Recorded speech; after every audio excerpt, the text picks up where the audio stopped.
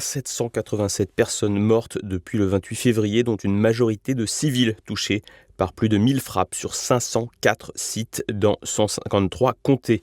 Le bilan humain est terrible en Iran, avec plus de 100 d'enfants tués par les bombes israélo-américaines. À titre de comparaison, l'attaque du 7 octobre du Hamas avait fait moins de 20 victimes de moins de 15 ans en Israël. Parmi les victimes notables en Iran figurent le guide suprême Ali Khamenei, son épouse et plusieurs hauts responsables comme le chef des gardiens de la révolution Mohammad Pakpour. Côté militaire, 8 membres des forces iraniennes ont péri officiellement, mais le décompte réel est très certainement bien supérieur et sera très compliqué à établir. Côté israélien, le Premier ministre Benjamin Netanyahou a donné lundi une justification déroutante de l'attaque, citant des extraits bibliques.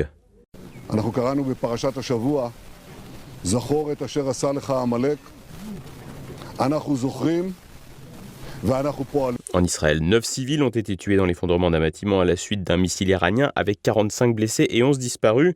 Les États-Unis ont perdu seulement 4 soldats, 3 tués lors d'attaques initiales et un 4e succombant à ses blessures, sans compter 5 blessés graves.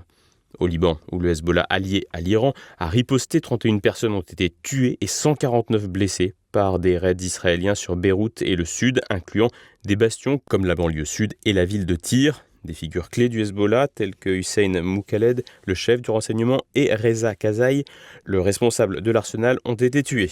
Dans les pays du Golfe, la riposte iranienne contre ces pays hébergeant des bases américaines ont causé 6 morts, 3 aux Émirats arabes unis.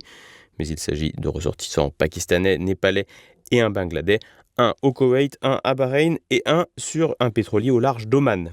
3 avions de combat américains ont été abattus par erreur par la défense koweïtienne, sans perte humaine grâce aux éjections des pilotes.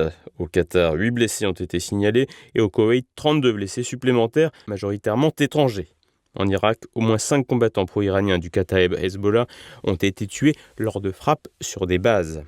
Côté infrastructure, les dégâts sont massifs en Iran. Le site nucléaire de Natanz a été bombardé, causant des dégâts sans conséquences radiologiques selon l'AIEA.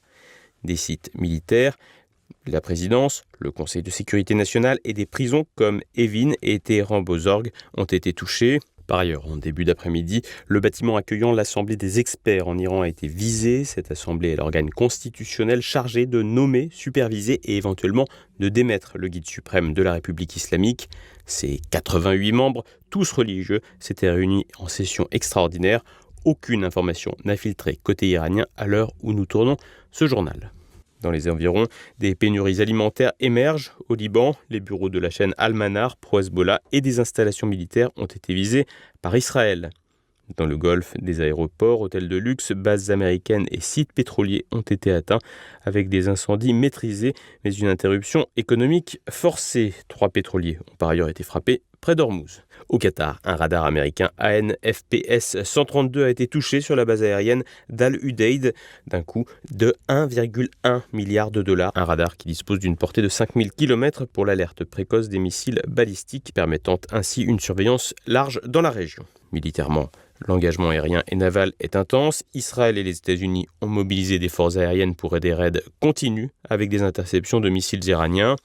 Des drones et missiles iraniens ont ciblé des navires, dont 2 pétroliers. Le Hezbollah a tiré des missiles sur Israël, tandis que les Houthis yéménites menacent de s'impliquer sans action confirmée. Cette menace demeure cependant limitée pour la coalition israélo-américaine. Les conséquences régionales sont profondes. Au Liban, l'économie déjà fragile risque l'effondrement. La condamnation de la riposte du Hezbollah par le gouvernement pourrait ouvrir la voie à une énième guerre civile. Dans le Golfe, la fermeture des espaces aériens et des exportations d'hydrocarbures nuit à l'image de stabilité, affectant le tourisme, la finance et la diversification économique. L'Irak voit ses bases pro-iraniennes déstabilisées, aggravant des tensions internes ici aussi. Le détroit d'Ormuz, artère vitale pour 20% du pétrole mondial, 20% du GNL et 33% des engrais, est bloqué depuis le 28 février avec des navires de guerre américains sur place. Le général iranien Sardar Ebrahim Jabari a ainsi affirmé lundi que les forces opérationnelles iraniennes s'opposeraient à l'exportation de pétrole depuis l'ensemble de la région.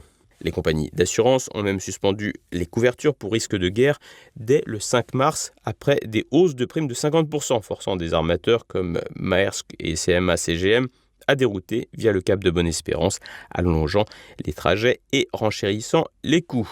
Économiquement, le baril a bondi à $80, avec un risque de $100 en cas de prolongation, menaçant un choc pétrolier mondial. Un choc qui n'effraie pas les États-Unis ou même la Russie qui sont autosuffisants, mais qui pourrait affaiblir l'Europe dépendante des importations énergétiques. Pour la France, impliquée dans la mission Aspide en mer Rouge, les risques incluent des perturbations logistiques, une hausse des coûts énergétiques affectant industriels et ménages et une pression sur les stocks stratégiques. Si le conflit s'étend, l'instabilité régionale pourrait aussi exacerber les migrations et les tensions géopolitiques. Par ailleurs, le conflit ouvert avec l'Iran met les pays du Golfe face à leurs contradictions.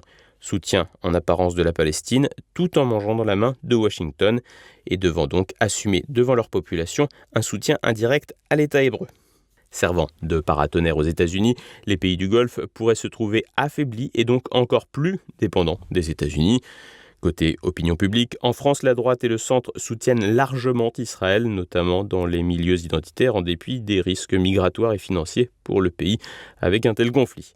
Le soutien aveugle à cette guerre proche-orientale implique aussi le risque de voir se renforcer Al-Qaïda et l'État islamique, ennemi de l'Iran, et à l'origine de presque tous les attentats en France depuis le début du siècle. Enfin, l'Arménie chrétienne, de son côté, s'inquiète de voir son premier soutien, l'Iran islamique, tomber et laisser le champ libre à l'Azerbaïdjan. Ceux qui hier dénonçaient l'Oumma, sorte de solidarité islamique mondiale, doivent désormais admettre que le Proche-Orient et les islams qui s'y côtoient sont un peu plus complexes qu'un tract politique. Au-delà des considérations idéologiques, l'intérêt est désormais de voir dans quelle mesure l'Iran peut, presque seul, résister à l'attaque américano-israélienne, alors que la révolution de l'intérieur appelée de ses vœux par une partie de l'Occident ne semble pas vraiment prendre forme.